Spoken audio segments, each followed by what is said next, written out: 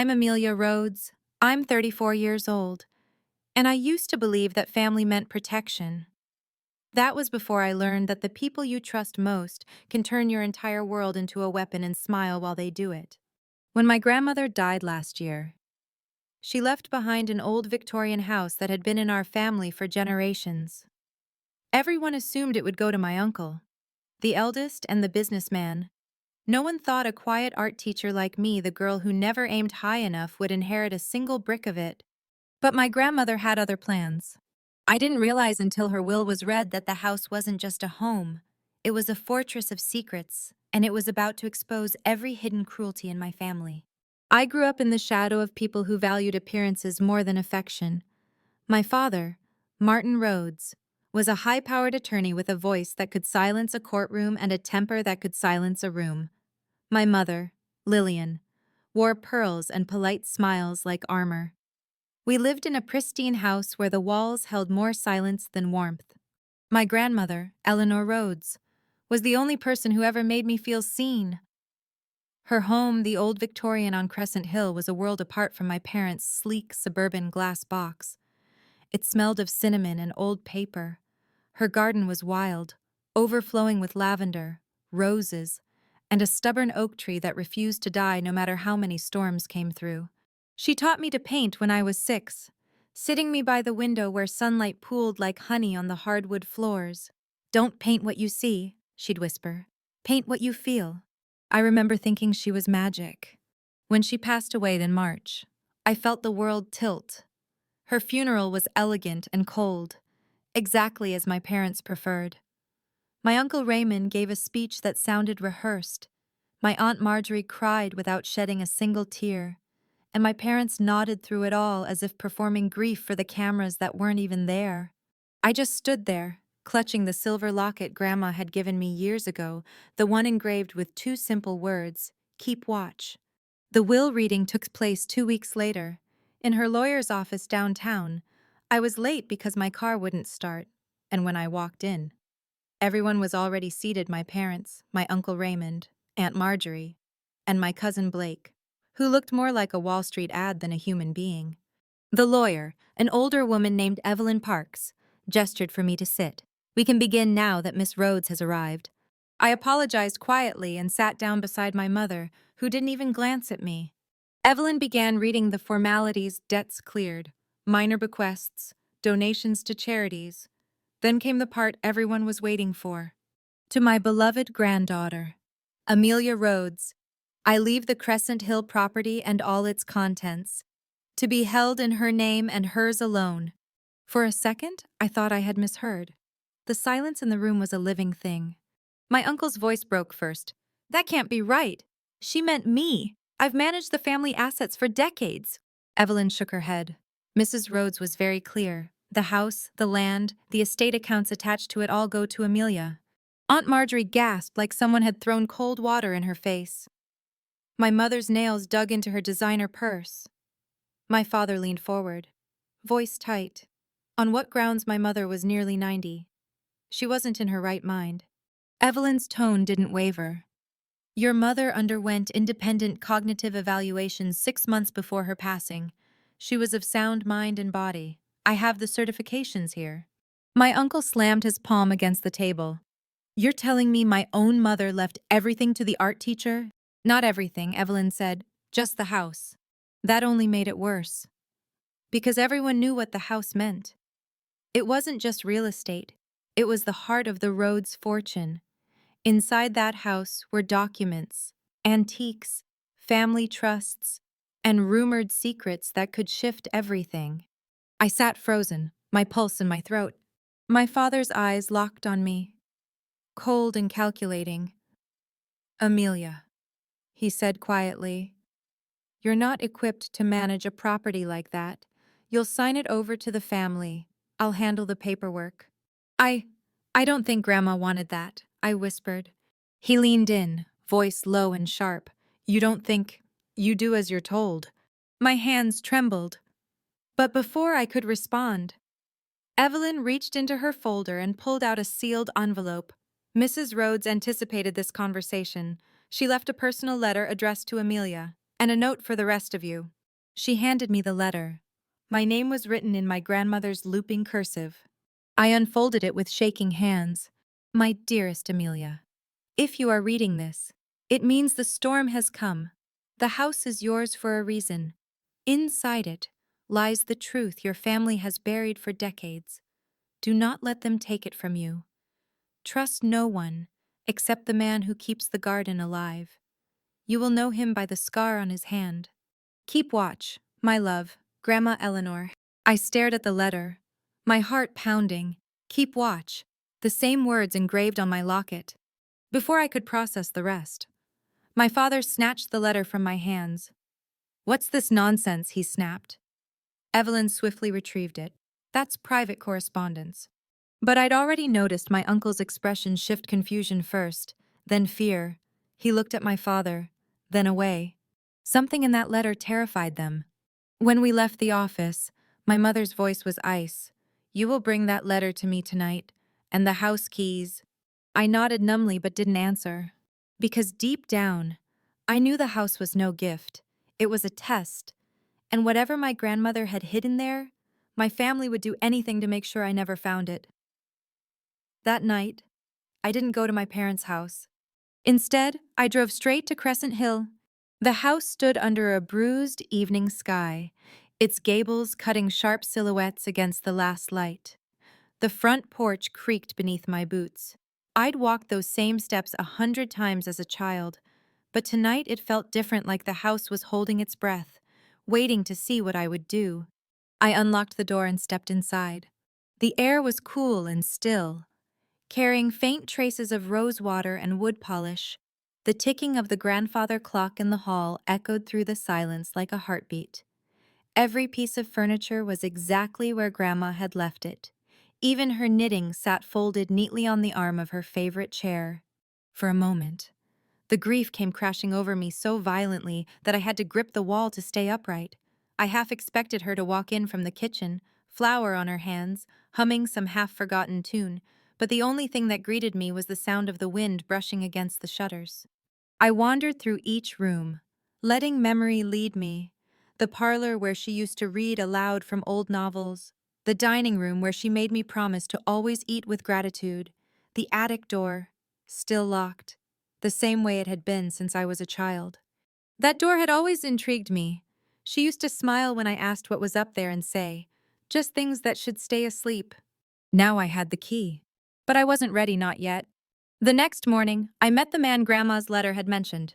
He came up the long gravel driveway just as I was sweeping the porch, an older man with weathered hands and a faded flannel shirt. When he took off his hat, I saw the scar across his right palm.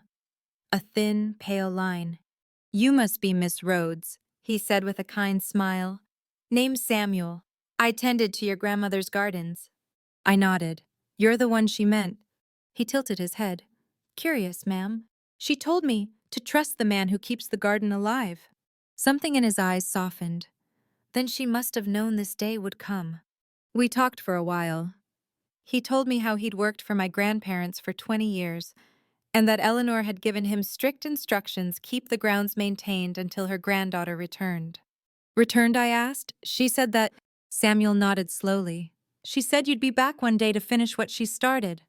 I didn't know what that meant, but I could feel the house listening.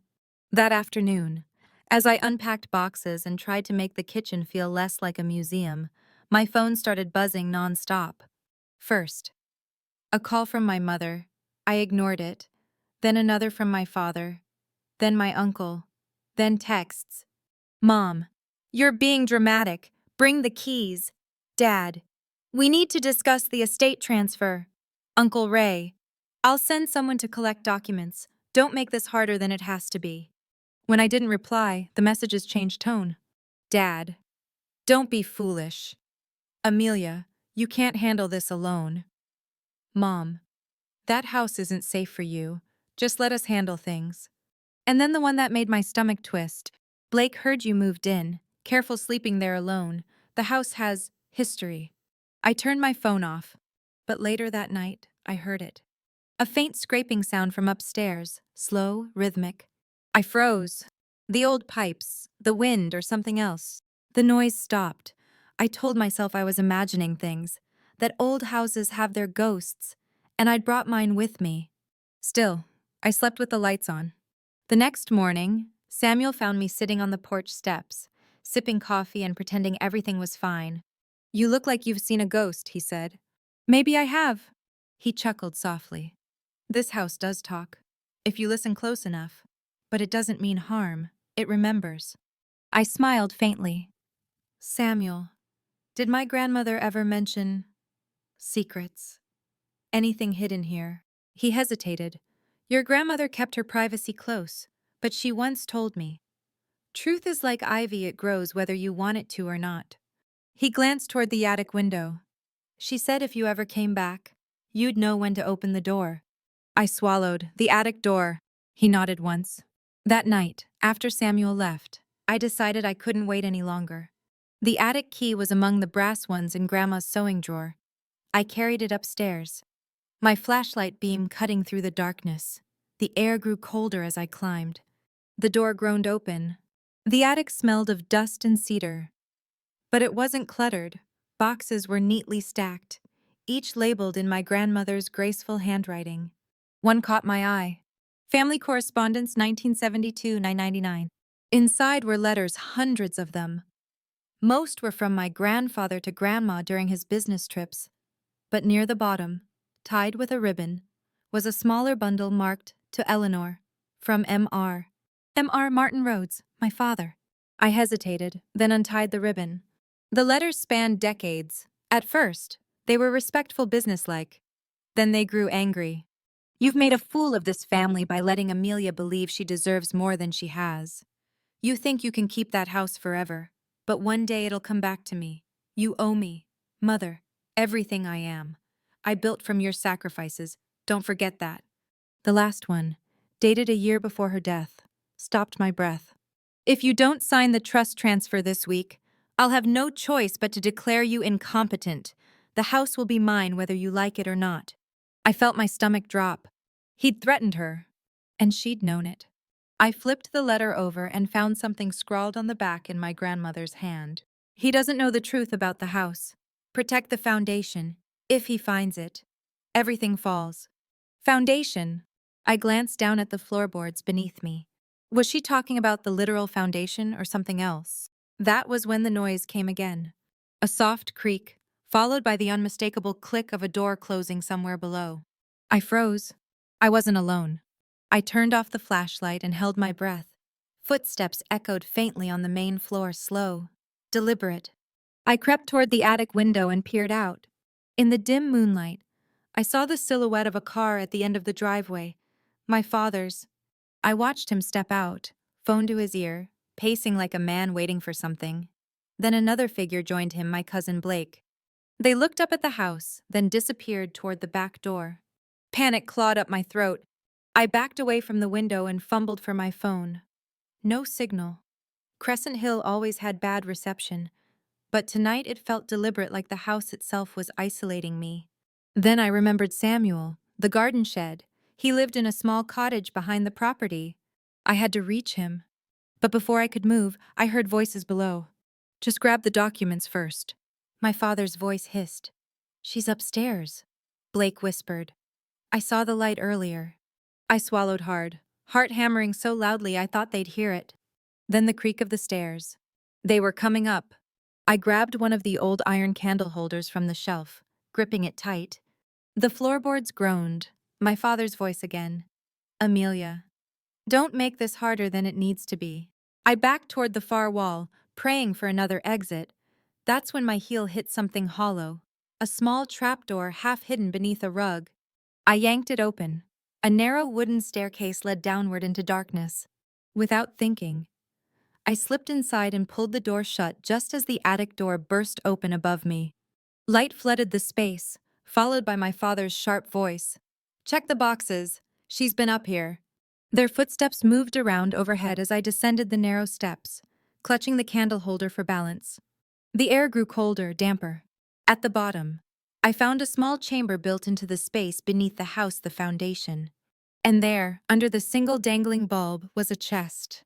The same chest my grandmother had always forbidden me to touch when I was little. I approached slowly, my breath fogging in the chill.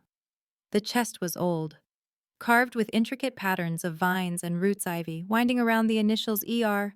I lifted the lid. Inside were documents, photographs, and one sealed envelope marked in bold black ink, "To Amelia when they come for you." My hands trembled as I reached for it.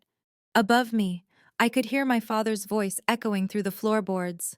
"Find her, now." The candlelight flickered as I knelt beside the chest. My hands were shaking so badly that the envelope almost slipped from my fingers. It was heavier than I expected. Inside wasn't just a letter, there was a key, small and rusted, tied to a red ribbon. I opened the letter, breathing shallowly. My grandmother's handwriting swept across the page in firm, deliberate strokes. "My dearest Amelia, by now you know they've come for what they believe is theirs. But you must understand something: this family's wealth was never clean. The Rhodes fortune was built on deception and silence. Your grandfather and I discovered the truth too late, and it cost us everything we believed in. Beneath this house lies the original foundation, sealed before your father was born. Inside it are the records of what was done in our name. That is what your father wants. That is what you must protect. You carry the blood of both our sins and our hopes, my dear. Use one to cleanse the other. Grandma Eleanor." The words blurred before my eyes, built on deception and silence. I looked around the chamber, the exposed stone walls, the old filing cabinets, the thick smell of earth. My flashlight beam caught on something behind the chest, a narrow metal door set into the foundation wall. It had no handle, just a keyhole. The rusted key in my hand fit perfectly. I turned it, heart pounding. The lock groaned and released with a low metallic click. Inside was a compartment no larger than a small closet, stacked with folders, ledgers, and sealed boxes. Dust coated everything. I pulled one folder out at random and opened it. Inside were legal documents from decades ago: contracts, financial transfers, property deeds. Many were stamped with the name Rhodes Manufacturing, 1953. I frowned. I'd never heard of it. As I skimmed through, a pattern emerged: a trail of money flowing quietly into shell companies, false trusts, and my stomach turned: projects labeled medical testing. My grandfather had always claimed his wealth came from textiles and logistics, but this— the deeper I read, the worse it became. The files detailed covert government contracts, experimental chemical disposal sites, and names of victims' families compensated in silence. And one of the signatures at the bottom of every authorization form was my father's. Not as a child, as an adult. He hadn't inherited the sins, he had continued them. Above me, I heard a crash. "Check the bedrooms," Blake's voice barked. I stuffed several files into my backpack and slipped the key back into my pocket. As I reached the stairs, my phone buzzed faintly, one bar of signal. "Samuel?" I whispered into the receiver. "They're in the house. I'm under the foundation." "Stay put," he said instantly. "I'm calling Chief Reynolds. She owes your grandmother a favor." "Samuel." But the line went dead. A floorboard groaned above me, my father's voice again, closer this time.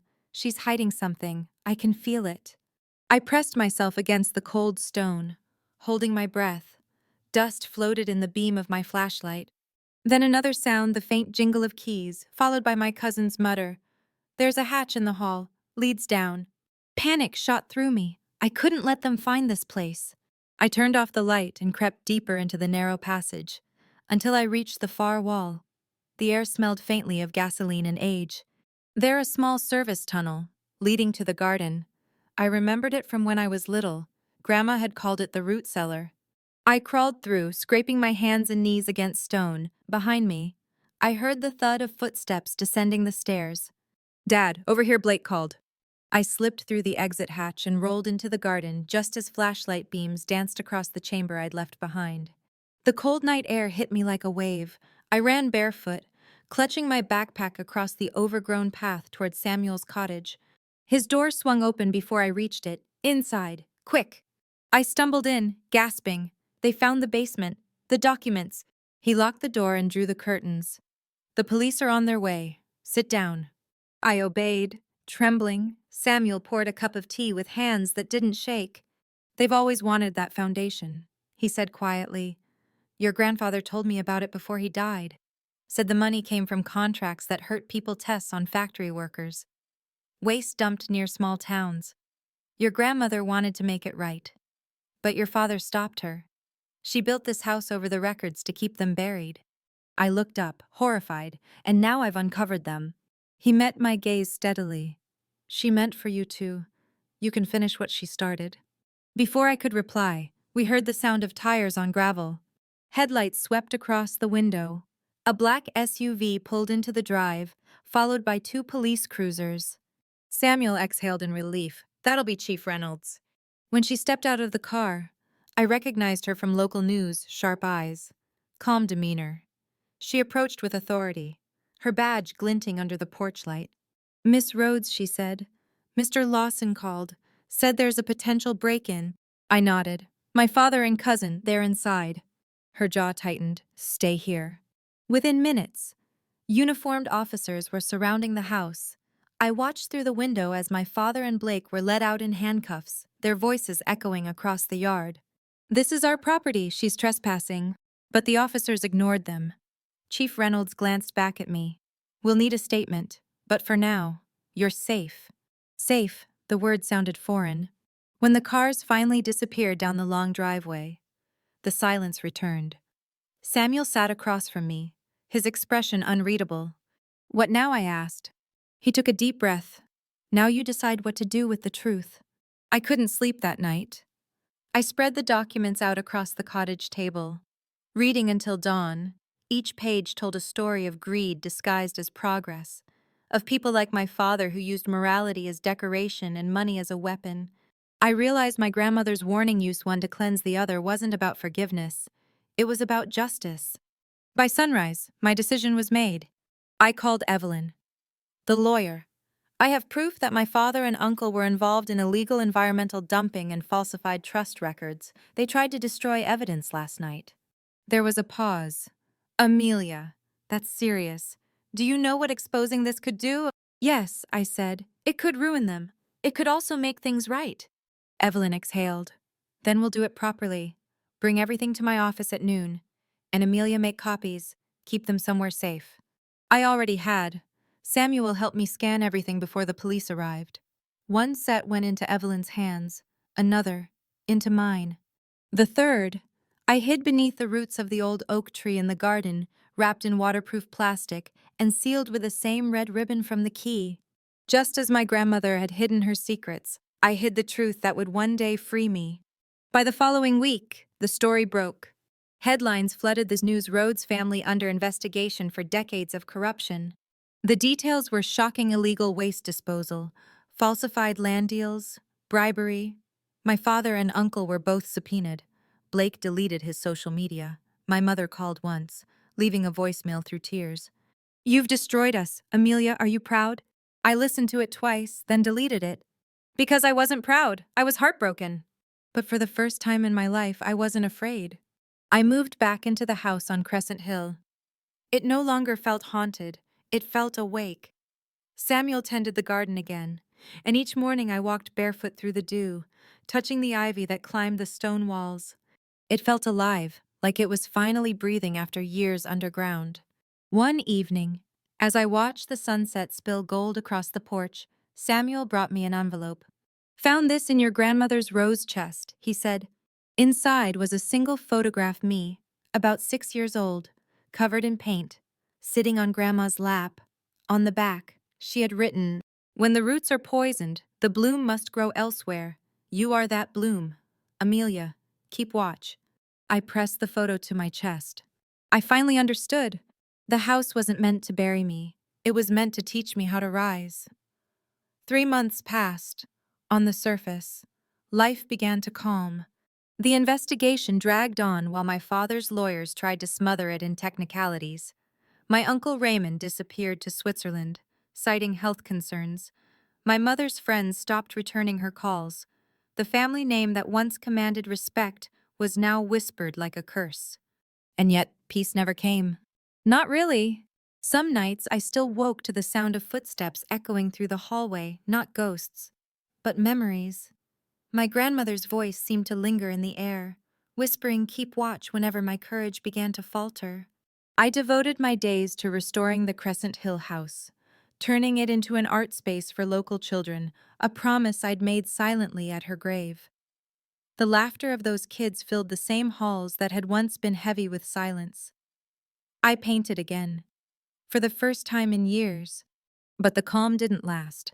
One evening, as the last student left and I was locking up, a man stepped from behind the garden gate. He was dressed in a gray suit, clean-shaven, polite smile, too polite. Miss Rhodes. Yes. I'm with Hawthorne and Associates. I represent your father. The words hit like a slap. You can tell him I have nothing to say. I'm afraid it's not that simple. He held out an envelope. You've been served. I didn't even need to open it, I already knew. They were suing me. The document alleged undue influence, claiming I had manipulated an elderly woman into altering her will, that I had stolen confidential business records, that I was defaming the Rhodes family for personal gain. It was everything they could throw lies, venom, desperation wrapped in legal jargon. I stared at the papers until the lines blurred. I'd thought exposing the truth would end their control. I was wrong. They were just changing tactics. Samuel found me sitting on the porch steps, the envelope open beside me. He read the first page silently, then sighed. He's trying to break you. Amelia. Not legally, emotionally. He'll fail, I said, but my voice cracked on the last word. The next morning, I met with Evelyn at her downtown office. She read the lawsuit with calm detachment, but I saw her fingers tighten around the pages. They're desperate, she said. There's no evidence of undue influence. Your grandmother documented everything. Still, this will drag you through months of court hearings, interviews, costs. He's betting you'll give up. I won't. Good. Because there's something else you should know. She slid a file toward me, a scanned copy of my grandmother's final trust amendments. Your grandmother didn't just leave you the house, Amelia. There's a secondary clause that activates 1 year after her death. A conditional transfer. I frowned. Transfer of what? Evelyn smiled faintly. The remaining family holdings, bank accounts, shares, land, everything your father believes he still controls. My breath caught. You're saying? In less than 9 months. It all passes to you if you meet the conditions. What conditions? She wrote them herself. You must remain in Crescent Hill, maintain the property, and oversee a charitable project in her name, which you're already doing. It's all documented. Once that clause activates, the estate legally becomes yours. I sat there, numb. If my father found out? He can't, Evelyn said, reading my mind. Not yet. The clause is sealed until the anniversary of her death, but if he suspects, he'll come harder. I looked out the window at the gray skyline. Then I'll be ready. That night, I walked through the garden under the full moon.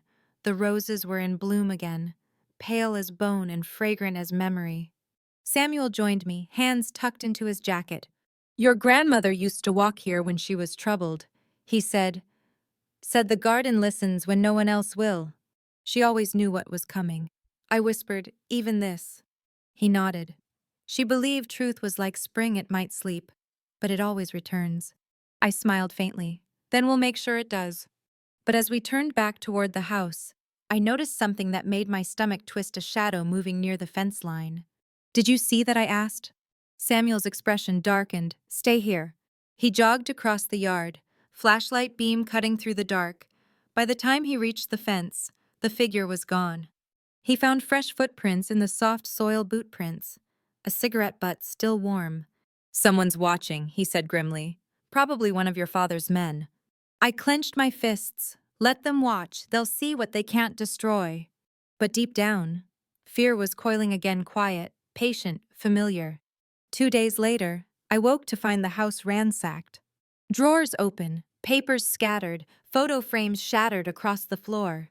Samuel rushed in from the garden when he heard me scream. Are you hurt? No, I whispered, but they found something. The oak tree. We ran outside. The patch of earth where I'd buried the backup documents was torn open, the ground freshly disturbed. The file's gone. I sank to my knees, soil clinging to my hands. They knew exactly where to look, Samuel said. Someone told them. But who? Then I remembered. 2 days ago, a social worker from a local foundation had come by, asking to tour the property for a community grant. I'd shown her the grounds, the oak, the cellar door. She'd been polite, too polite. I'd even given her my grandmother's card with our foundation's logo. She wasn't a social worker, I whispered. I called Evelyn immediately. By the next morning, the supposed social worker was confirmed to be a private investigator hired by my father's law firm. They had my copies, but they didn't have everything. What they didn't know was that Samuel had helped me make a fourth backup, the encrypted digital drive locked inside my grandmother's old sewing machine. The same machine my father had mocked for years, calling it junk. The lawsuit moved forward quickly. Every hearing was a battle. My father appeared in court immaculate as ever, silver tie, calm smile, the performance of a righteous man. He told the judge that I was unstable, grieving, confused, that my grandmother's sudden affection had been manipulated. I sat across from him, silent, watching the man who had once terrified me twist truth into a weapon. But this time, I wasn't a frightened daughter. When my turn came, I handed Evelyn the drive. She plugged it in and displayed the files on the courtroom screen: forged contracts, offshore transfers, letters signed by my father and uncle threatening silence in exchange for money. The room fell silent. My father's lawyer stammered. My mother, sitting behind him, went pale as marble. The judge leaned forward. "Mr. Rhodes, can you explain these documents?" He tried, but the truth had already spoken. By the end of the hearing, the judge dismissed his claim entirely. Outside the courthouse, reporters swarmed, cameras flashing. My father pushed past them without a word. His mask cracked, his power bleeding out into the crowd. I didn't speak to them. I just walked to my car, breathing in the cold winter air. Justice doesn't roar, sometimes it whispers. A week later, I returned to Crescent Hill. The first snowfall had dusted the garden white, softening every edge. Samuel was hanging lights along the porch when I joined him. "It's over," I said quietly. The judge dismissed everything. He smiled. "Your grandmother can rest now." But I shook my head. "Not yet. There's one more thing she wanted." I led him inside to the parlor where her portrait hung, the same one my father had always insisted on removing from family gatherings. I placed beneath it a single folder, the last of the documents she had hidden, her personal letters to the victims' families. Each one ended with the same line: "I cannot undo what was done in my family's name, but I can bear witness, and so will my granddaughter." I framed one of those letters and hung it beside her portrait. For the first time, the house felt complete. That night, as I sat by the fire, a knock sounded at the door. When I opened it, my mother stood there alone, wrapped in a heavy coat, her eyes red-rimmed but steady. "Can I come in?" she asked. I hesitated, then stepped aside. She looked around the parlor, taking in the warmth, the paintings, the quiet. "It's strange," she said softly. "The house feels lighter. Maybe it finally stopped keeping secrets." She nodded slowly. "I came to tell you something. Your father left. He emptied what he could and vanished. The investigators can't find him." I stared at the firelight flickering across her face. "He won't stop running from the truth." She looked down. "No, he never could." When she finally left, I stood on the porch long after her car disappeared, watching the snow fall in soft spirals. The world felt both quiet and infinite. I'd survived their war, but the story wasn't done yet. Because beneath the ashes of everything my father destroyed, something new was beginning to bloom. Winter melted into spring. The snow gave way to wild violets and soft rain, and Crescent Hill came alive again. The ivy climbed higher. The air smelled like renewal. Each morning I opened the curtains and sunlight spilled through the stained glass windows, painting the walls in colors that felt like forgiveness. For the first time in years, the house didn't feel like it was holding its breath. It was breathing with me. The lawsuit was behind me. The investigations into my father and uncle continued, but I'd stepped away from the chaos. I had given the evidence, told the truth, and let justice do what it would. The rest wasn't mine to carry anymore. Instead, I poured my time into the community center I'd built from my grandmother's estate. What used to be the old servants' quarters was now a bright art studio where children splashed color on canvas, laughter echoing down the hallways. The same halls that had once held silence and secrets now bloomed with joy. Sometimes, when the kids painted, they asked about the woman in the portrait in the main hall. "That's my grandmother." I'd tell them. She believed that truth always grows back. One evening, after the last student had gone, I sat alone in the parlor sorting through the remaining boxes I'd never opened. Most were filled with photographs, yellowed letters, receipts from decades past, but one small wooden box sat at the bottom, unlabeled. I hesitated, then lifted the lid. Inside was a cassette tape, carefully wrapped in tissue paper. A note was taped to the front in my grandmother's handwriting, "For Amelia when the house finally feels like home." My hands trembled as I found an old tape player in her sewing cabinet. I pressed play. The tape crackled, and then I heard her voice. "Hello. My love, if you're hearing this, you've kept the house alive. That means you chose courage over comfort and truth over peace. I am proud of you." I felt tears sting my eyes instantly. "You've uncovered more than I ever wanted you to carry. But there's something you still don't know, something I couldn't put in writing.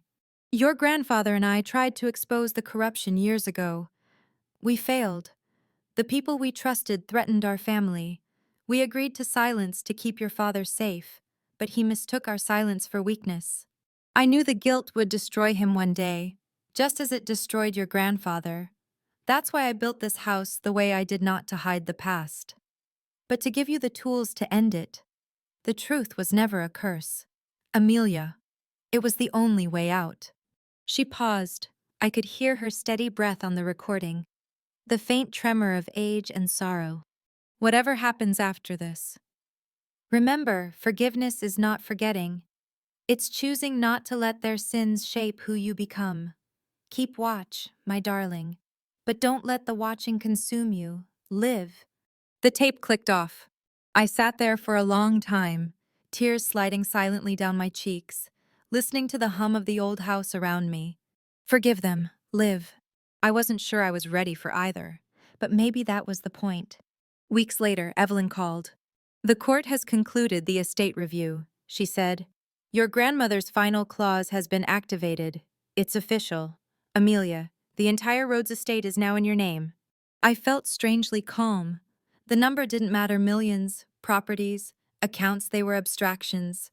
The true inheritance had never been the money. It was the freedom to decide what kind of Rhodes I would be. "Evelyn," I said softly, "I don't want to keep it." She blinked. "I'm sorry. I'll retain Crescent Hill. The rest I want it moved into the foundation. Every dollar. Scholarships, education, environmental repair for the towns our family harmed. Make that our legacy instead." For a moment, she didn't speak. Then she smiled, eyes glistening. "Your grandmother would call that redemption." "No," I said, "she'd call it balance." The following weekend, the foundation held its first public event. Hundreds of people came: former employees, students, families from nearby towns. The air buzzed with life. The mayor gave a speech. Reporters snapped photos. But when it was my turn to speak, I didn't look at the crowd. I looked at the house behind me, the home that had watched over generations of my family, that had seen betrayal and healing, cruelty and grace. "My grandmother believed truth is like light," I said into the microphone. "It doesn't ask permission to enter. It simply finds the cracks and fills them. She built this house on cracks. I've spent the last year learning how to let the light in." A hush fell over the audience. This foundation isn't about wealth. It's about responsibility. Every choice we make, every silence we keep builds or breaks the people who come after us. I can't erase what my family did, but I can make sure that the roots we leave behind finally grow something worth keeping. The applause came like rain, soft at first, then rising until it filled the air. I saw Samuel standing by the garden gate, tears glistening on his weathered cheeks. He tipped his hat, and for the first time, I didn't feel like the little girl hiding in her grandmother's shadow. I felt like someone she would have recognized. That night, after everyone left, I walked through the garden one last time. The moon hung low, bathing the ivy walls in silver. The wind whispered through the oak branches above me, near the roots of that old tree. New shoots had begun to grow small, green, determined. I knelt, pressing my palm to the soil. "Thank you," I whispered, "for everything." A soft rustle answered me, maybe wind, maybe something more. When I stood, I noticed the faintest glimmer near the edge of the garden, a tiny silver charm half buried in the dirt. I brushed the soil away. It was a pendant, engraved with the same words I had carried all my life. "Keep watch." I smiled through tears. I always will. Months later, I got a letter postmarked from Lisbon, no return address. Inside was a single sheet of paper. "You won, little girl. Enjoy it while you can." No signature, but I knew the handwriting. My father was alive. For a long moment, I stared at the letter. I expected fear. I felt none. Only an odd, quiet pity. Because somewhere out there, the man who had built his life on power and deceit was now a ghost running from the truth that had finally caught up to him. I folded the paper, lit a match, and watched the flames devour it. The ashes curled into the night air and vanished.